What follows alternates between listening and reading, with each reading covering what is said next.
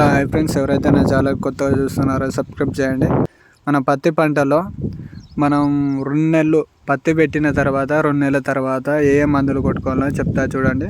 మన పత్తి పెట్టిన తర్వాత 2 నెలల తర్వాత ఈ పూత దశకు వస్తుంది. ఈ పూత దశ ఇప్పుడు అది తెల్లగా ఉండి ఎర్రగా పువ్వుల లెక్క తయారై మన కాయ రూపంలో వస్తుంది.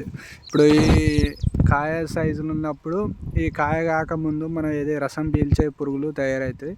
అలాగనే తెల్లదోమ పచ్చదోమ ఉన్నందుకు మనం ఏ మందు కొట్టుకోవాలంటే పౌర్ణమిని పైడ అనే మందు కలుపుతున్నా. ఈ పౌర్ణమిని పైడ అనే మందు రసం పీల్చే పురుగులకు తెల్లదోమ పచ్చదోమ పనిచేస్తుంది. ఇప్పుడు మన ఇది బ్లూ కలర్లో ఉంటుంది. ఇది మంచిగానే పనిచేస్తుంది. ఇది పైడి పౌర్ణమి కలిపిన ఈ పౌర్ణమిని పైడి కలపడం వల్ల మంచిగా ఇది పత్తి మంచిగా వస్తుంది. గ్రోతింగు మన పత్తి పంటలో మన తెల్లదోమ పచ్చదోమ రసం పీల్చే పురుగులకు ఈ పైడుని పౌర్ణమి అనే మందు కలుపుతున్నారు. ఈ మందు నేను 20 పంపులకు వేసుకున్నా.